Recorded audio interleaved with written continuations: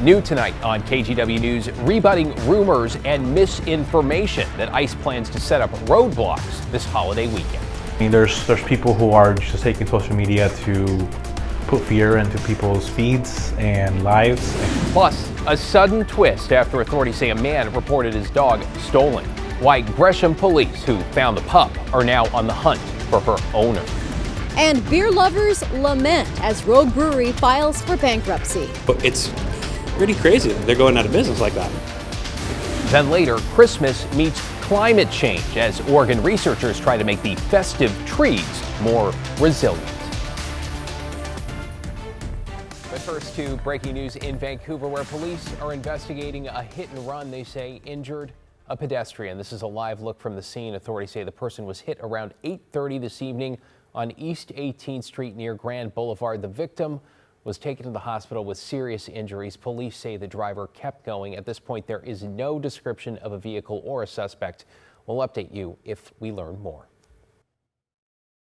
This heinous assault was an act of evil, an act of hatred, and an act of terror. It was a crime against our entire nation. To an update at 11 now, President Trump reflecting this evening on a shooting that took place just blocks from the White House where 2 National Guard members were targeted, authorities say, with both of them now in critical condition. Thanks for joining us. I'm David Mulco. Tonight we've learned the suspected shooter most recently lived in Bellingham, Washington. That's along I-5 about 90 miles north of Seattle. NBC News reporting the suspect is a 29-year-old Afghan national, with his former landlord telling the Associated Press the suspect lived in Bellingham with his wife and 5 children. Our affiliate knocked on doors in the neighborhood tonight but could not find anyone who knew him. Shots rang out this afternoon several blocks from the White House in what D.C.'s mayor described as a targeted attack, though investigators have not released any details on a motive. Video showing police giving CPR to one of them next to a shattered bus stop shelter. Officials say the Guard members fired back, hitting and wounding the suspect, who was then taken into custody. There were other National Guard members that were in the area. They heard the gunfire. They actually were able to intervene and to kind of hold down the suspect after he had been shot on the ground.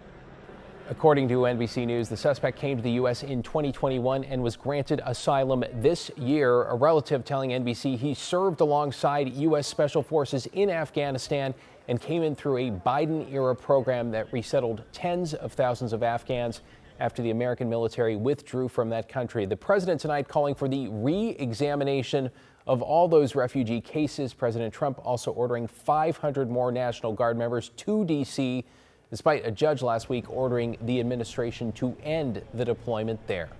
Of course, stick with KGW and NBC News for the latest developments, with updates available anytime at kgw.com and on our free TV streaming app, KGW+.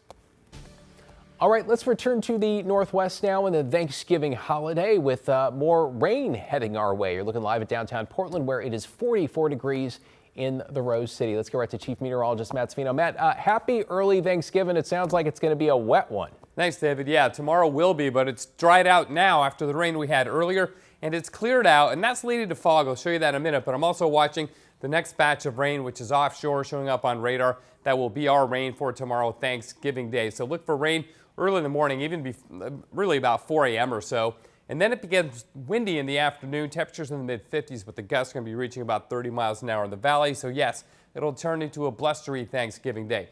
Tonight, though, we've got fog forming. See 48 degrees and some fog in Salem. Also looking north towards Vancouver, you can see fog from our downtown Portland sky camera.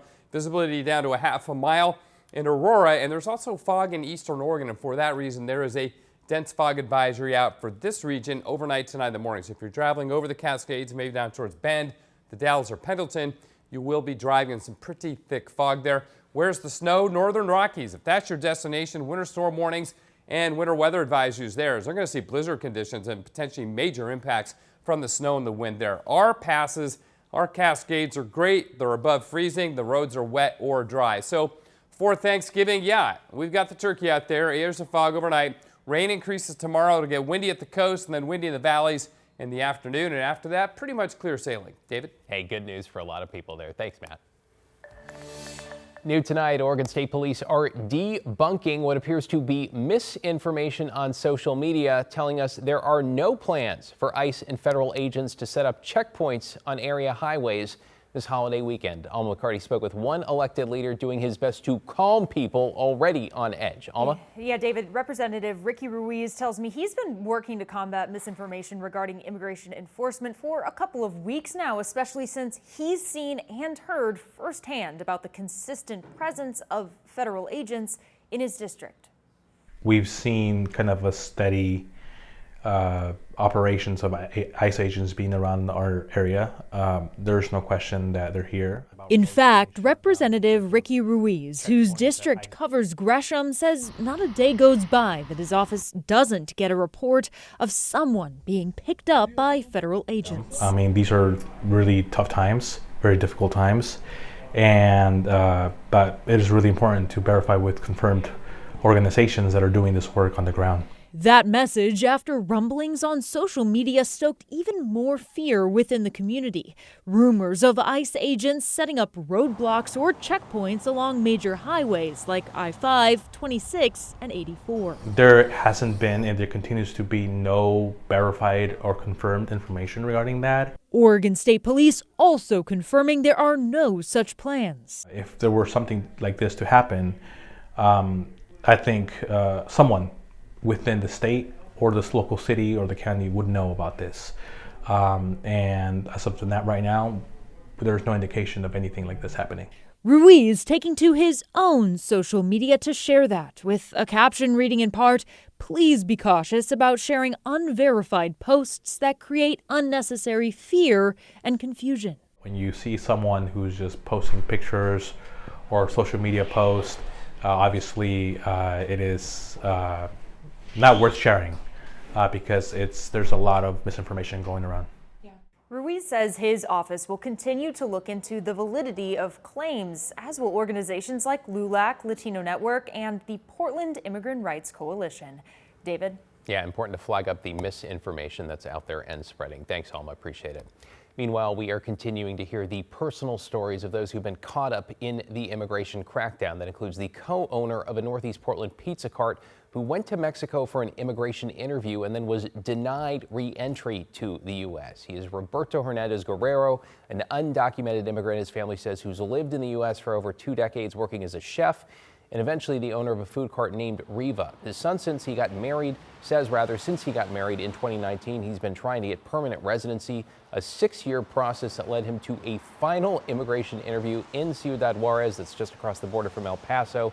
His attorney even advised him to go, but his son says his father was denied re-entry, separating him from his wife and 3 children, including a 6-month-old boy. You know, I spoke to him yesterday and he's looking a little bit more hopeful, after paying, legal fees and going through this process for 6-7 years.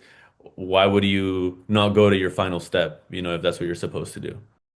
So far, people have raised more than $17,000 to help him fight that decision. KGW has reached out to Homeland Security for comment. To get you caught up on tonight's other headlines now, Oregon Attorney General Dan Rayfield and 21 other states, including Washington, filed another lawsuit against the Trump administration today, this time to block the federal government from cutting off food assistance for immigrants. The lawsuit challenges new USDA guidance that says refugees or asylum recipients are ineligible for SNAP even after they become permanent residents. The guidance changed under President Trump's big, beautiful bill, which Rayfield says contradicts federal law that guarantees those benefits. These are lawful residents. The law is incredibly clear. Why would the USDA be yanking food benefits away from people? The coalition is now asking the court to block the new guidance and to restore any benefits that have been removed.